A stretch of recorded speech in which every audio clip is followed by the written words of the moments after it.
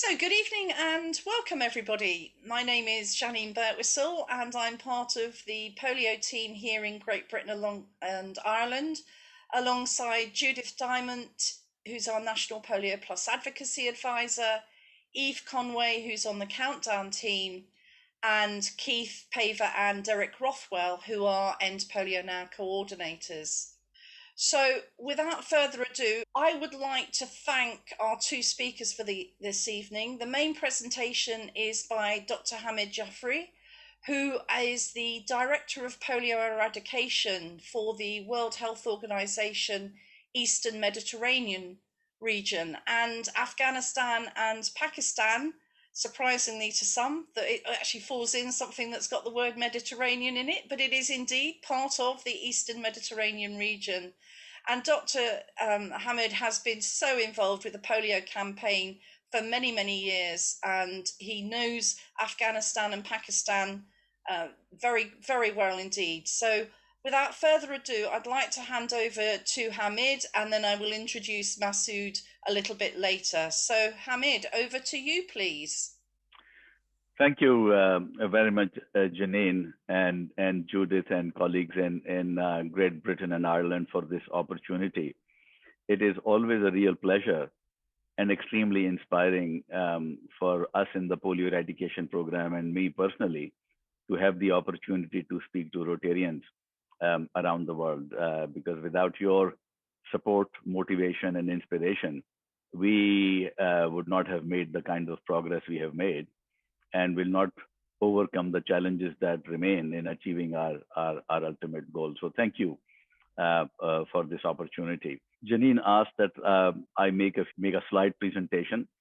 So as you know that Global Polio Eradication Initiative is a partnership, and the 6 partners that make up the GPEI, or the Global Polio Eradication Initiative. Here you see their logos: World Health Organization, Rotary International, UNICEF, Centers for Disease Control, Bill and Melinda Gates Foundation, and more recently, Gavi, the Vaccine Alliance. So just to start with, there's a whole lot of red in this map, and these are 125 countries that were reporting cases of polio when polio eradication was launched globally by World Health Organization in 1988.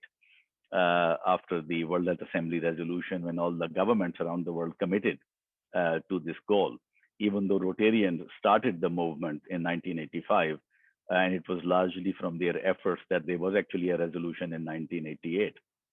And at that time, 125 countries, shown here in red, were reporting on an average of about 350,000 cases of paralytic polio, which is around 1,000 children paralyzed each day from poliovirus. This is where we are today. From the naturally occurring wild poliovirus, only 2 countries remain endemic for wild poliovirus, which is Afghanistan and Pakistan, and that's what we will be talking about mostly today. There's one fact that this map does not show, is that when we started the polio eradication program, there were 3 different types of polioviruses called type 1, type 2, and type 3. The good news is that we have completed eradication of global eradication of type 2 poliovirus and global eradication of type 3. So both of these serotypes of wild poliovirus have been globally certified as eradicated. So we are actually looking at the remaining wild poliovirus type 1. And so this map here shows that of the 6 WHO regions, all have been certified as having eradicated all types of wild poliovirus, all 3 types. The region of the Americas was the first to be certified in 1994. The Western Pacific region was certified in the year 2000. Then the next to be certified was the European region, shown here in green, certified in 2002. Then the Southeast Asia region, that most notably includes India and Bangladesh, was certified as wild poliovirus free in 2014. Very recently, last year, less than a year ago, the African region shown here in blue was certified as free of all types of wild poliovirus. So Eastern Mediterranean region is the only region, as Janine said, that includes Pakistan and Afghanistan, has not yet been certified because we still have endemic circulation of wild poliovirus type 1. And this is a map of the previous 12 months. And you see that there are dots of two colors. You see red dots only in Afghanistan and Pakistan, which is the wild poliovirus type 1. Each dot represents a case of a wild poliovirus type 1 paralytic case. And you see the green dots that are also present in Afghanistan and Pakistan, but also across sub-Saharan Africa, from Somalia all the way to West Africa. You see that these are the outbreaks of what we call circulating vaccine-derived poliovirus type 2. And I understand that you had a presentation on this recently. I'm going to focus my remarks mostly on Pakistan and Afghanistan and largely on wild poliovirus eradication. But I'm happy to answer questions around circulating vaccine-derived poliovirus type 2, because it is also quite relevant in terms of how it's affecting our global polio eradication program. So these are the two remaining endemic countries. As I mentioned, that our region is facing both the vaccine-derived poliovirus type 2 here in green, but also you see that this little brown splotch at the border of Yemen and Saudi Arabia, we're seeing type 1 circulating vaccine-derived poliovirus outbreak in northern Yemen as well.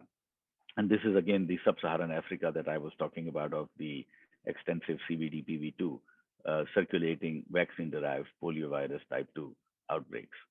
So honing in on our sort of main topic of discussion today. So these are two maps of the common epidemiologic reservoir, what we call Pakistan and Afghanistan. You see there's a long border, lots of population movement. So it's a one epidemiologic block is what we call these two countries. And the map on the left-hand side represents all of the cases of polio either caused by wild poliovirus type 1 in red dots, and the circulating vaccine-derived poliovirus type 2 shown in green dots. So we had 308 cases of the vaccine-derived polio cases in the two countries, in Afghanistan, and 56 wild poliovirus cases in Afghanistan in 2020, and 84 wild poliovirus cases in Pakistan, and 135 vaccine-derived type 2 cases in Pakistan in 2020. The map on the right-hand side are the same data so far for up to 11 May 2021. And I think you see that there is a substantial decline of both wild poliovirus and vaccine-derived poliovirus type 2 in both the countries, particularly in Pakistan. Pakistan started with their outbreak response against VDPV2 earlier than Afghanistan did. Plus, as we will hear, Afghanistan has some challenges in terms of areas where children cannot be vaccinated because of a vaccination ban imposed by the Taliban, who control those areas, and a little bit more on that will follow soon. So this is the current situation, and I think what you see is that there is a real decline in number of wild poliovirus type 1 cases. So far this year, we have only detected one case of polio caused by wild poliovirus type 1 in Afghanistan and one in Pakistan. And there are various reasons to explain this decline, including, of course, the resumption of vaccination campaigns after the pause that was imposed by the pandemic. But we also know that we still have a lot of work to do. We are still missing children in Pakistan and Afghanistan. We have not fully vaccinated everyone and have established the kind of immunity we need to achieve interruption of transmission of this wild poliovirus type 1. We are making very strong progress against CVD-PV2 in Pakistan and Afghanistan. So just to summarize, both countries are co-infected with wild poliovirus, WPV, and CVD-PV2. And there is overall fairly high national vaccination coverage, but there are specific areas with specific challenges where there are gaps in the quality of vaccination campaigns and coverage that is achieved. And some of these areas are very densely populated.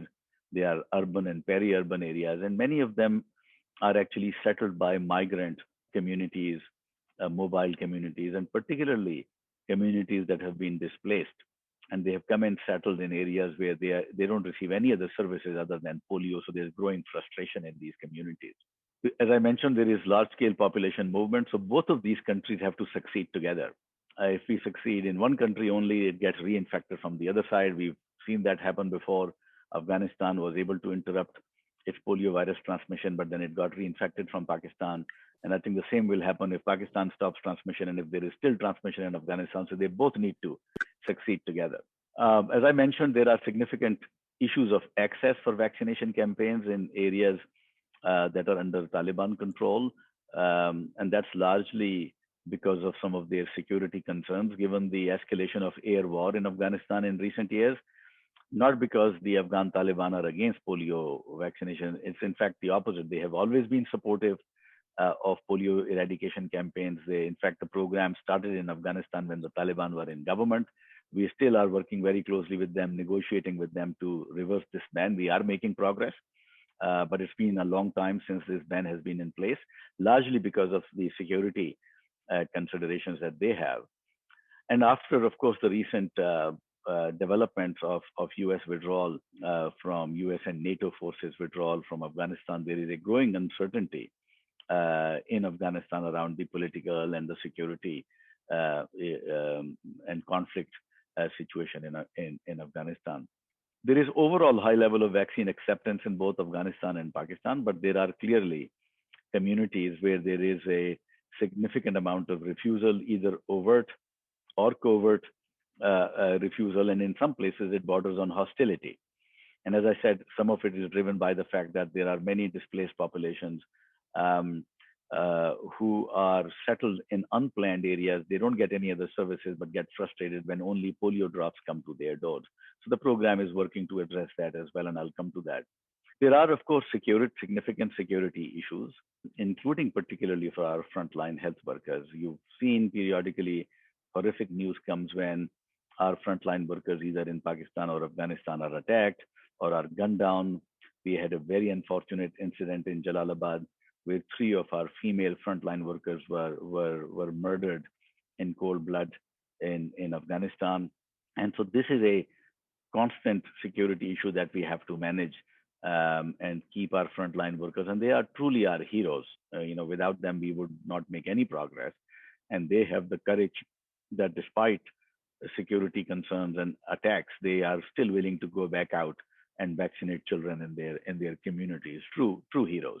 There is overall strong ownership at the national level, but this is not consistently reflected at the local level in terms of the performance of the local district teams, level of accountability for performance. So I think this is an important area where, again, Rotarians can play an important role, and more on that subsequently.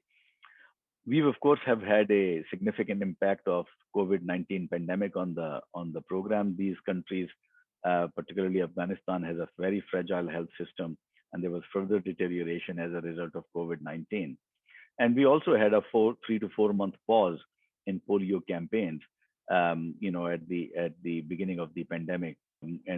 But the programs were again very resilient and were able to resume vaccination campaigns in July of 2020. So what are we doing to overcome these challenges? I think the first and foremost is there is a major transformation agenda to improve polio operations in both countries. Really, that results in translating the national ownership to quality of implementation at all levels, peak performance, getting to peak performance. Countries are targeting both wild poliovirus and CVD-PV simultaneously. And right now, as I said, we are having, and I showed you the map that we have declining case numbers. While we should really capitalize on this opportunity when the virus is weak and down, we also know that this is the most dangerous time for the program, that it could become complacent at local level or at national level or even at the global level. And we've been there before, and now we have to be absolutely clear-eyed that we have to continue to push and still improve the kind of gaps in quality that we still have in the program to make sure that we don't miss any children. We have to, as part of that, engage and partner with reluctant communities who are reluctant to participate in the program, and particularly those that are hostile towards the program because they are frustrated that why do they only get repeated doses of polio vaccine and their other services are not being provided. So we are working with other partners, with the government, to make sure that they receive what Rotarians have always called polio plus, additional services to these very deprived communities. Contingency planning is ongoing in Afghanistan to make sure that regardless of how the situation evolves, we can maintain continuity of programming. New opportunities emerge sometimes when there is displacement due to conflict, where you can vaccinate children where they are concentrated, in displaced areas to make sure that they get services where they are. And then we have very active ongoing negotiations with Taliban to restore mass vaccination campaigns in areas under Taliban control. There are areas where children have not been vaccinated for more than 3 years. So it's a real situation of concern. And we can't succeed until we overcome this through our negotiations. And earlier this year, we have made strong progress. We've met with Taliban leadership, and there is ongoing follow-up on that on those meetings. There is, of course, a focus on mobile populations, both within countries, but also the massive cross-border movement that happens between the two countries. And we will continue to build on Polio Plus support, particularly now that it has become so important that we, in the context of COVID-19, we have to have the right humanitarian approach. We can't just go back repeatedly with the polio vaccine. We have to engage the communities with additional Polio Plus benefits through health camps, restoration of essential health services and civic services in these areas. I also wanted to talk about the impact of the COVID-19 on the polio program. So I think it is very, very important to realize that in Pakistan and Afghanistan and in other countries with weak health system, the polio program immediately pivoted because it became like the frontline public health response capacity in these countries against COVID. So the polio workforce, polio laboratories, polio surveillance network, the data management systems were really pivoted to support these countries' pandemic response. So, for example, in Pakistan, even now, every day, all of the COVID pandemic data on a daily basis is managed, analyzed, and presented at the cabinet level every morning by the Polio Emergency Operations Center in Islamabad.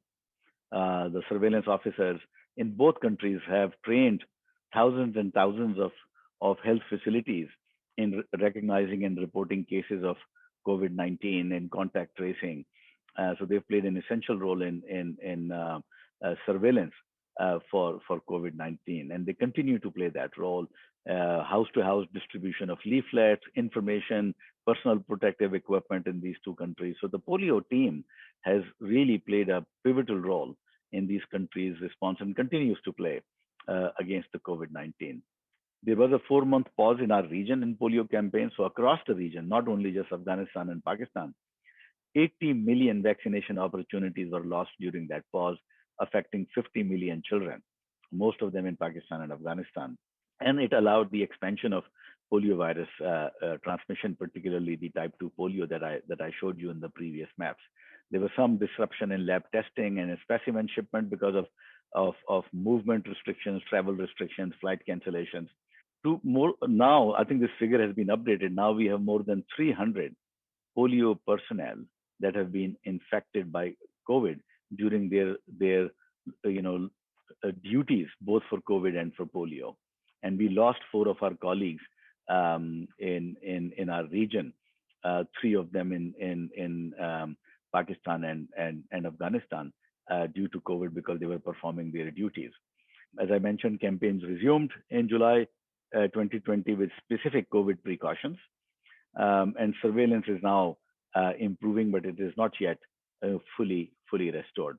In terms of new opportunities, just sort of what else is the GPI doing? So many of you may be aware that GPI is nearly finalized its new strategic plan from 2022 to 2026. The previous plan that was from 2019 to 2023 already became redundant because of resurgence of VDPV outbreaks, the pandemic. So a complete refresh of the strategy has been undertaken. This will be presented the last week of May to the World Health Assembly, the strategic plan. And basically, it has two primary goals. One is to interrupt wild poliovirus transmission in Afghanistan and Pakistan. And the second goal is to stop all the vaccine-derived poliovirus outbreaks across all the regions of WHO. Other opportunities, new opportunities are that, without going into technical details, the definitive and long-term solution for stopping vaccine-derived poliovirus type 2 outbreaks is to come up with a genetically more stable vaccine.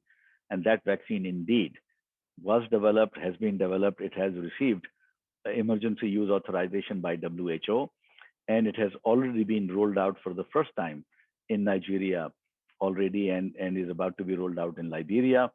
And this vaccine, which is called the novel oral polio vaccine type 2 vaccine, NOPV2, it will be increasingly becoming the important vaccine that will be used for a more definitive control of outbreaks caused by a circulating vaccine-derived poliovirus type 2. In our own region, given that we are now the last region with still endemic wild poliovirus, the regional committee, which is a governing body of the World Health Organization made up of all the ministers of health, they passed a resolution in October 2020 to establish a specific regional subcommittee for polio eradication and outbreaks. And that subcommittee had its first meeting in mid-March. They elected the health minister you see here in the photo from Egypt as the co-chair of the regional subcommittee, along with the health minister of United Arab Emirates. And this really is to consolidate and solidify regional support and solidarity to mobilize political commitment, financial commitment to complete polio eradication and support countries that are dealing with either endemic polio, Pakistan and Afghanistan, and or outbreaks of vaccine-derived poliovirus. So this would be a very strong platform of health ministers, together with partners, leaders of GPI partners, who will be working with the governments in our region to mobilize collective public health action and political commitment to complete eradication. Now, I think I'm getting towards the end of my presentation, and this is particularly important slide for the Rotarians in Great Britain and Ireland.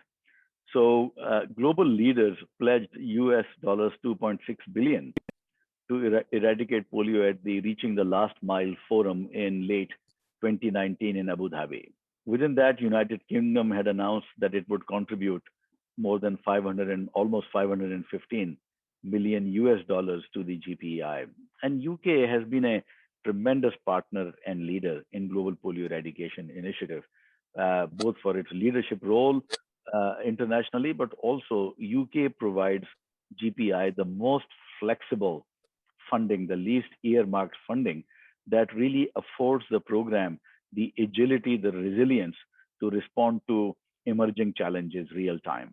UK recently announced that it is going to reduce its funding by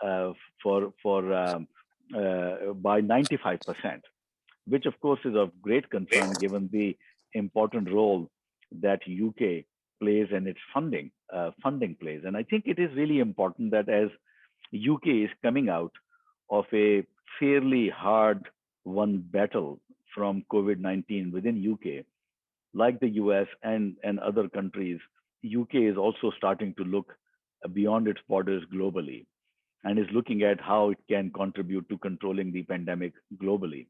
And I think it is really, really important to recognize that a reduction in polio funding will also reduce the resilience and capacity of these countries, Pakistan and Afghanistan, others like Somalia, to be able to deal with the COVID pandemic. Because as I discussed earlier, the polio infrastructure, the workforce, the experience, the processes, they have been essential to these countries' COVID pandemic response. So UK's funding for global COVID-19 control is going to be obviously at a much higher level than the pledge towards global polio eradication initiative. That's only a fraction of what I think UK will be ultimately spending on controlling the pandemic. But I think cutting such a significant cut to funding for polio eradication would also compromise the ability of these countries to respond to the COVID pandemic, efficiently, and making sure that when the sufficient quantities of COVID vaccines become available, that citizens of these countries are able to receive these vaccines at a much larger scale that the polio program can help with. I know that many of the questions are around, how can Rotarians help? This is clearly an area where Rotarians can have a very, very important role to play. Rotary is the heart and soul of polio eradication. I'm quoting Mr. Gates here. And let me just sort of highlight three areas where Rotarians have a really, really critical role to play, given where we are in the program. The first, I've already mentioned, that advocating with your own governments, with your own parliaments and decision makers about restoring or even increasing funding to complete polio eradication, because it has impact not only on polio eradication, significant impact. We are so close to succeeding, but it also has impact on how these countries actually respond to the COVID pandemic, because the polio workforce is integral to their COVID-19 response. That's first and foremost. Second key element, the second most important thing Rotarians can do is to advocate with governments of Pakistan and Afghanistan at all levels, because they are so distracted by the pandemic, so that they really maintain also a focus on completing eradication. And that's where Rotarians in Pakistan, and we'll hear from Rotarian Masood Bhalli Saab as what Rotarians in Pakistan are doing. We need to support them in their efforts to advocate with the national and provincial and district authorities in Pakistan and Afghanistan. So that's extremely important. And I think the third area where the Rotarians can be helpful is about, there is so much misinformation around vaccination in social media and around the world.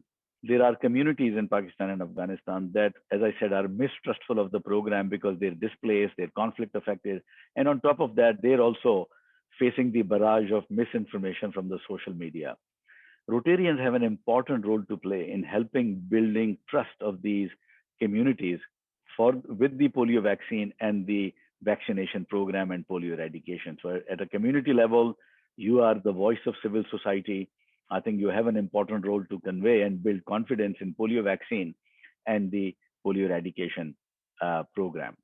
So I think I just want to again recognize and remember Rotary's promise that we are all working very hard to deliver on, is a world without polio. I want to thank all the Rotarians for their generous support, for their commitment and their involvement in the program.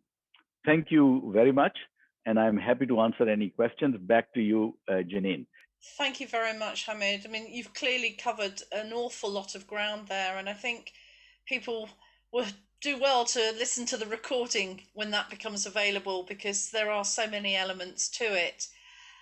I am waiting actually for our second guest, who seems to have a problem occasionally dropping out, and he currently is dropped out from the system. In his absence, I would like to say who he is, because he is a Rotarian who, I do occasionally hear Rotarians saying, we've been doing this long enough, I don't want to do any more. Well, actually, this is a Rotarian who, since 1986, has been involved with the polio campaign in Pakistan. He is currently the chief zonal coordinator for the Sindh province. And, if he's not fed up with it, he is absolutely passionate about Rotary continuing our efforts to rid the world of polio in not just Afghanistan and Pakistan, but everywhere. So when he rejoins us, I will introduce him, and I'm sorry that he's not with us at the moment. But in the meantime, Hamid, we have got lots and lots of questions. So one of the ones that a couple of people have asked about, John Barrow from Bradford Blaze, is asking why is it that the Taliban have long been felt to be anti-vaccination, which you've obviously said is not the case. And Tony Sargent asks, can the vaccines be supplied to the Taliban for them to administer to their population? So I wonder if you could address those points. Both are excellent questions. And I think we went through a phase of militancy in Pakistan where the Taliban on the Pakistan side were opposing polio vaccination. They're very different from Afghan Taliban. And as I was saying, is that we started the program. And in fact, I was in Afghanistan when we did the first set of trainings and set up the program, where I worked with the Taliban leaders who were in government at the time. Mullah Umar wrote several letters in support of the polio campaign. So as a matter of policy and philosophy, the Afghan Taliban have never been against polio vaccination. This recent ban started because of the geopolitical situation when a lot of drone attacks and air war intensified in Afghanistan around 2018, 2019. And they felt that the house-to-house vaccination posed a security risk. So it wasn't a decision made by their health people. It was a decision that was made by their security, their military people. They said that we cannot, they basically said that they were concerned. So now the situation has changed, and we have been negotiating with them, as I said. But we are optimistic that we will gain access back to those areas soon. Of course, we are entering a very uncertain phase in Afghanistan right now. And related to that, I think one of the mechanisms, one of the areas of negotiation is, of course, that on what terms do we hand over the vaccine to Taliban and make sure that it actually all the children get that. And that's actually part of the active negotiation right now with them. We have always said that we will jointly select people who work in those areas because they have to be qualified, they have to be trained, we have to ensure as WHO that they are well trained and understand what they are doing. But we will select people with the approval and endorsement of Taliban. It won't be that WHO and UNICEF unilaterally select people and send them to Taliban areas. We can't do that. I mean, it's not even appropriate for their security. So this is what we are discussing, is that how best can Taliban take responsibility, but they do that in a partnership with us where we can assure quality and we can actually ensure and monitor that actually children are getting vaccinated. Indeed. Thank you, Hamid. And I'm very pleased that Masood Bali is actually back with us. Masood, I introduced you in your absence, and I also pointed out that you haven't yet given up on the polio campaign, and you've only been doing it since 1986. So that doesn't give any of the rest of us any right to give up on the campaign. So Masood, from Rotary's perspective, can you just give us a few minutes about how you see the program, please? Thank you, Dr. Jafari. I think has given you a very vivid picture of the situation. And I would only add a couple of points. It is good to hear that all environmental samples were negative for the first time a few days back throughout Pakistan. The second issue is the progress regarding missed children. Missed children have been a chronic problem, and one reason could be weak post-campaign follow-up. It is good to know now that a procedure has been put in where a separate meeting will be held after the campaign to only discuss missed children, which is very important. In this connection, I have only to submit that timeline should be followed. The campaign that ends, the omissions should be noted down very carefully, and before the next campaign, these omissions should stand rectified. This will hasten the process of covering vaccination and achieving our object of turning Pakistan free polio. At this stage, which requires quick follow-up. You see, we have reached a stage where you need a quick follow-up on all missions that take place during the campaign, and they, I think, need to be put down one by one that have been rectified in the second campaign, and there should be no repetition. I have to thank you for your support, and my appeal to Rotarian is that we are on the way to success, and we would need.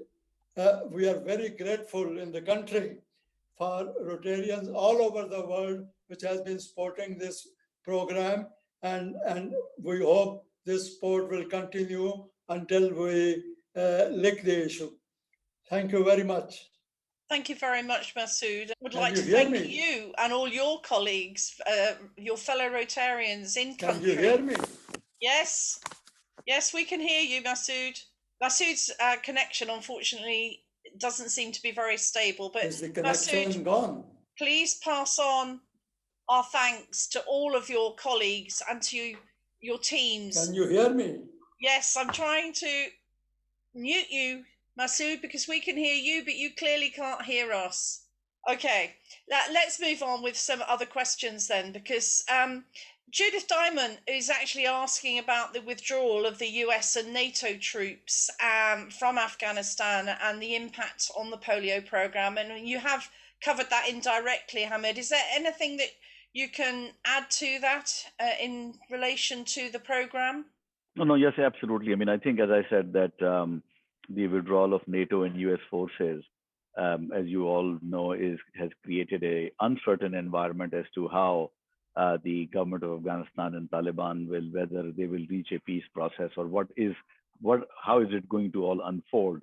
And we don't really know the answer to that question. So what we are doing is what we call contingency planning, right from a fundamental of how do we maintain continuity of business operations within the UN, WHO, and UNICEF, but also to start preparing program continuity plans in the field, identifying key managers who are residents of local areas, pre-positioning vaccine in different parts of the country so that you never know where the front lines will be and where you still have an opportunity to vaccinate children, because the front line is not everywhere.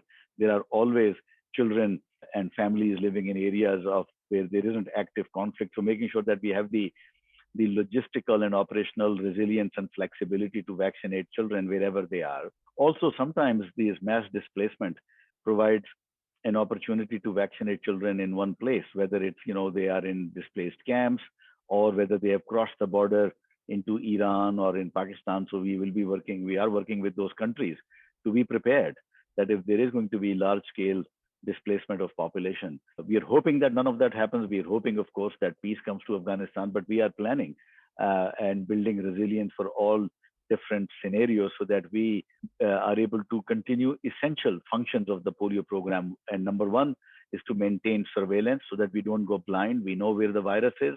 We don't lose that capacity. And then secondly is to be ready to vaccinate wherever and whenever the opportunity comes up during a period of uncertainty. Thank you very much. So let's hope that the plans don't have to be put into place too much, because it's going to continue.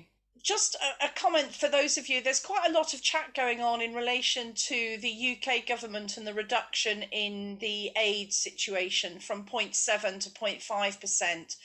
Please, if you haven't already dealt with the sample letter that was sent through the district governors from Judith Diamond, our advocacy advisor, please talk to your club presidents about that. But we will be talking about advocacy in our June session. So if you want to put any questions to Judith at that session, or in the meantime, if you put them in the chat to Judith or to myself, that would be fantastic. Thank you. Going back to Hamid and Masood, one of the questions that we're been asked in several different ways for this evening is in relation to that environmental sample that you talked of just now, and also you mentioned it in your slide. I mean, obviously the environmental sampling is really important for to track what is happening where and exactly where it's coming from. But with everything that's happening with COVID and with the instability, can we still be relying on those sampling processes? That's a very important question. So I think there are two ways that we surveil for poliovirus. One is the standard and primary mechanism whereby we ensure detection and reporting of all cases of acute flaccid paralysis. And then we test those persons to see whether the cause of flaccid paralysis is polio or not. So the laboratory determines that for us. The other way we look for poliovirus is through targeted environmental surveillance, where surface water and primarily sewage is sampled regularly, because poliovirus is excreted in stools. So that's a very important supplement to our acute flaccid paralysis surveillance strategy. And what happened during the pandemic, when the pandemic started, is that there was such disruption of health services that the reporting and detection and reporting of acute flaccid paralysis cases went down. And our program has been working very hard to restore that. And they have largely restored that. In some places, we have not come to the pre-pandemic level, but there is a very active program to restore that reporting. The second challenge was how do you move samples when there are such movement restrictions due to the pandemic? So we've been coming up with various mechanisms to be able to move samples, and are still working on that and have made important progress. And this is what we have to maintain. You know, in Pakistan, of course, the surveillance is improving. The environmental surveillance is quite extensive, so we are getting a very good picture of what's going on. In Afghanistan, also the environmental surveillance, we are going to be expanding that even further in Afghanistan. Now, if we get to a very bad security and conflict situation in Afghanistan, we expect that, you know, it may be that our, detecting cases in health facilities may be difficult. We will continue to make sure that our medical officers are visiting hospitals and looking for cases in those hospitals. But sometimes, just because of security reasons, patients are not brought to facilities. And that's where the role of environmental surveillance as a backup becomes very important, because that's where we are just looking in the environment whether if there is local infection, which can then be picked up by people who are excreting poliovirus. So we have a sort of a two-track system that we will do, that we rely on, and we will continue to make sure that it has the resilience to continue to function during the pandemic and if there is a escalation in conflict in Afghanistan. Thank you. One of the questions, or a couple of the questions, relate to a similar point, and you've covered part of it, but Sylvia Whitlock has asked, are there people who object to being vaccinated? And we know the answer to that is yes. And Lisa Coxedge, who's not a non-Rotarian, is asking, how do you encourage polio vaccination when so many people are afraid of immunization? And that also refers to the misinformation that appears on the internet and social media so often, and through other media. So your thoughts on that, please, Hamid. Excellent question. And I think this is a question that has to be, almost everything in polio eradication, but particularly this question is so contextual. The answer is so contextual. You really, really need to understand what are the primary reasons in a given particular community why there is reluctance or even hostility towards polio vaccination. And we have to understand those reasons and then systematically address them. If this is because the primary reason is that it's become a bargaining tool to get other services, then we have a different approach to addressing that with local governments and other partners to, implement health camps, Polio Plus. Rotary in Pakistan is installing water filtration areas where there is no clean water, so that you build bridges with these communities. You also engage these communities, their leaders, to really build a partnership with them. We recruit frontline workers, especially women from the same community, so that there is trust, that we train them, empower them, so they go back and work within their own communities. And that trust also then helps if there is misinformation. they feel that, polio vaccine causes infertility, then if they're hearing from trusted channels, then we need to find those trusted channels so that they can work with the families to reassure them about the vaccine. We're tackling social media. The program in Pakistan has worked with Facebook and with WhatsApp to really appropriately deal with algorithms, so that each time you type polio vaccine, you just don't get a download of misinformation on polio. So there's a whole team created that, especially during polio campaigns, is constantly monitoring the social media trends and are immediately counteracting any misinformation that starts to go viral. So the program has put those measures in place. So this is a very sort of a granular area of work where we are developing the program so that we actually have partnership. We listen to these communities. We don't just throw the program at them. We are actually listening to them. We are developing partnerships. So these communities become stakeholders within the program. Just creating awareness and telling them the information is no longer sufficient. If it was, we won't be where we are today. So I think this is a multi-pronged approach that the program is taking. But I think the most of the work has to happen within the program. It's easy to point fingers at the community, but I think as long as these communities are refusing, we need to do more to become one with them. Thank you, Hamid. And I'm conscious that we're nearly at the end of the day, or the end of our session. I would like to ask Masood if there's a last message or call to action that he would like to give to Rotarians and others who are involved in this meeting. And in doing that, Masood, I would like to also highlight that, for me, I think as Rotarians, because we aren't in Pakistan and Afghanistan, many of us know people who are from Pakistan or Afghanistan, or have got family there, or have got business connections there. So Masood, what can we all be doing to help the situation and to help the things that Hamid has just said about connecting with the community? Because Rotary has got a voice. How can we use it? I wish to make only 2 points. One is that, there are informal routes from Afghanistan to Pakistan, and there are formal routes. I think the informal routes need to be tackled under a revised program so that we don't miss these children. And this would help in coverage. And the other issue is, again, I would repeat that a mistake made in one campaign we should ensure that it is not repeated in the next campaign. Thank you very much. Thank you very much, Masood. Hamid, have you got a last minute message for us or call to action you'd like to leave us with?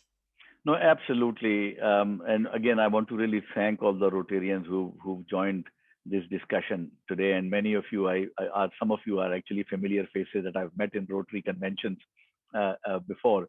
I think I'm going to reiterate my 3 sort of points for call to action by Rotarians. And first is particularly talk to your governments. And this is especially relevant for Rotarians in Great Britain to look at. And Judith is leading this enormous effort. Please support Judith, work with her in making sure that there is recognition of the importance of UK funding and leadership in completing polio eradication, and the implication of this funding cut on polio eradication, but also its secondary consequences on control of COVID pandemic in Pakistan and Afghanistan and other vulnerable countries. So that's number 1 call to action. Please work with Judith.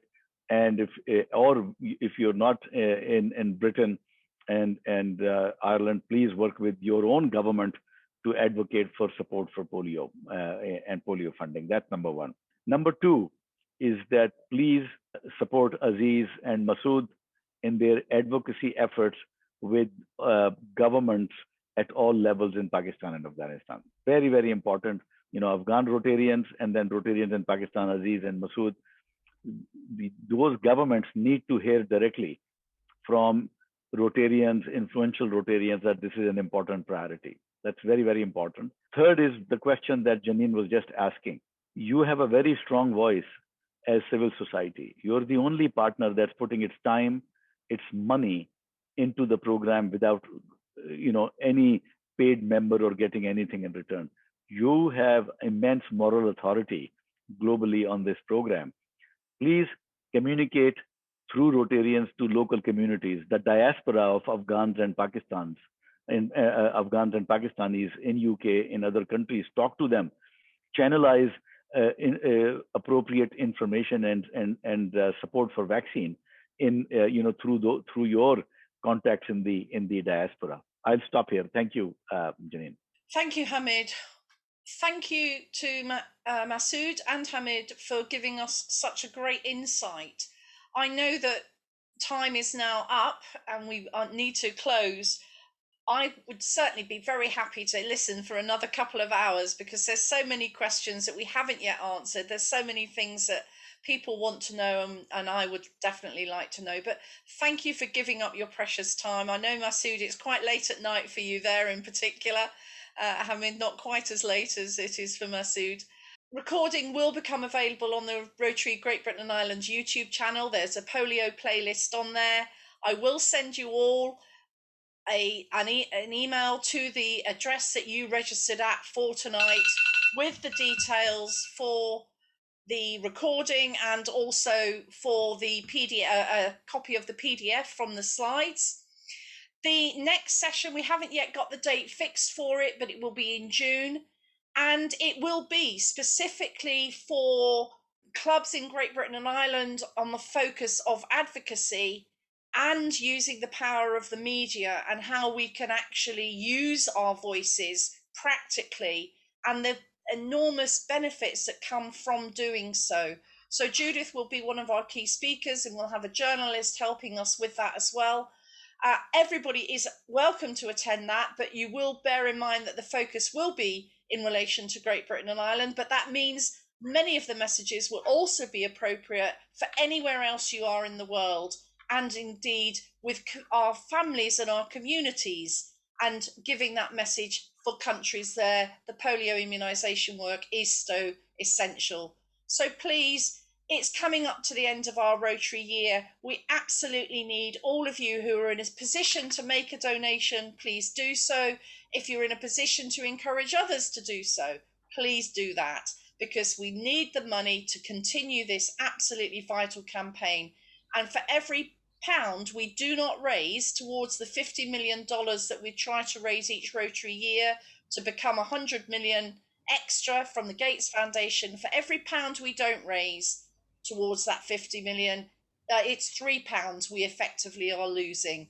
So all of us can really make a difference. And you've attended this meeting, you haven't had to pay your petrol, so how about making a donation of your petrol costs? Thanks ever so much for all your time. Thanks ever so much for everything that you've all been doing for the polio campaign. Please keep up those efforts. And thanks once again to Hamid and Masood. And I hope we see you all in June. Bye. Bye. Bye, everybody. Bye. Bye. Bye. Thank you so much. Bye-bye.